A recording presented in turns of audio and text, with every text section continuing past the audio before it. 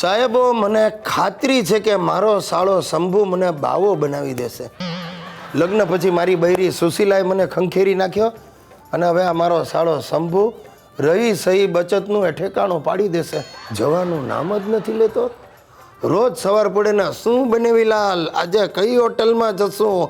અરે ખવડાવીના મારા ગાભા નીકળી ગયા. ઓલા પમદી જે ચાઇનીઝ હોટલમાં ગયા હતા એણે તો મોટું બોર્ડ મારી દીધું છે બહાર, dogs and family of Gujjubhai Girish Kumar not allowed. આવ્યો દેવીલાલ, તમારું કઈ બેંકમાં ખાતું છે?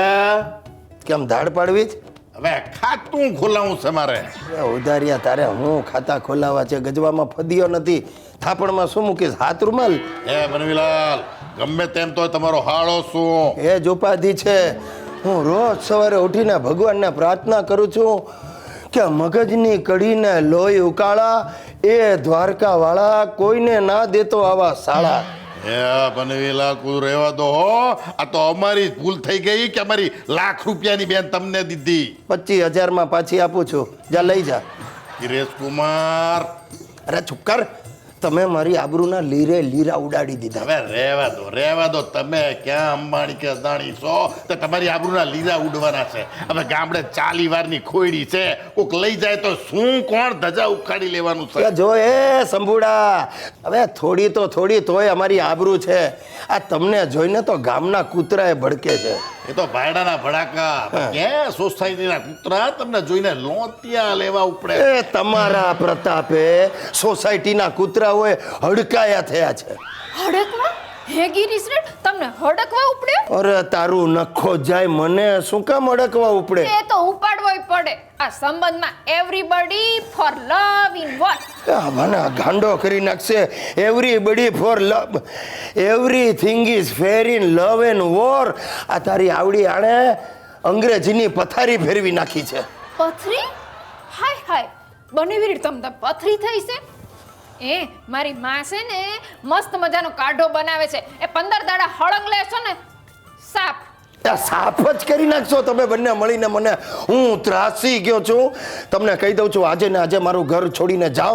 આ મારો ઓર્ડર છે. શું? એટલે તમે રિક્વેસ્ટ સમજીને સાંભળી લ્યો. દોસ્તો, આજકાલ કૌભાંડોની બોલબાલા છે.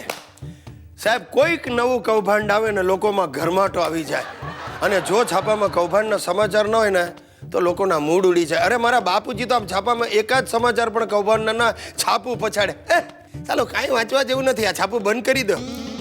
ને મારા દાદાજી મેગ્નિફાઈંગ ગ્લાસ લઈને જૂના કૌભાંડોના પણ અક્ષરે વાંચી જાય અને સોસાયટીની બહેનો પાસે જઈને શરતો મારે. વિમળા બેન, લખી લ્યો મિનિસ્ટર જવાનો. જાણે પોતે સુપ્રીમ કોર્ટના જજ હોઈને ચુકાદો ના આપવાનો હોય.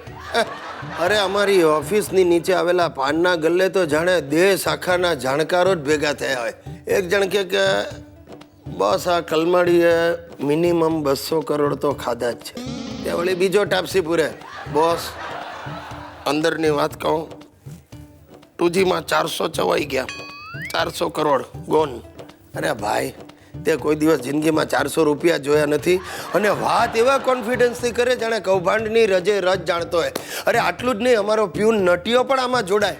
બોસ, નાનો માણસ છું પણ તમને કહું, દેશના અડધા ઉપરના પૈસા ફોરેન ગયા છે. ફોરેન. હવે જો આ સરકાર એ બધા પૈસા પાછા લાવી દે ને તો સાહેબ અમારી લાઈફ સુધરી જાય કમ્પ્લીટ.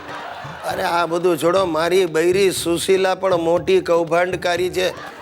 મને વર્ષોથી કોરી રોટલી પીરસે, પણ એના બાપા આવ્યા હોય ને ત્યારે આગ્રહ કરીને ઘીથી તરબોળ રોટલી આપે. અને મારો સસરો ખૈપાની છે. આખા વર્ષનો ઘીનો કોટા એ મારે ત્યાં આવીને જ પૂરો કરી નાખે. હવે આવા માણસને બાયપાસ ન કરાવવી પડે તો બીજું શું થાય?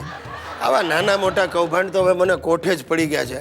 અરે સાલું ટીવી સિરિયલોમાં પણ કૌભાંડ ચાલે છે. બોલો, ના તમે સ્ટોરી જોજો.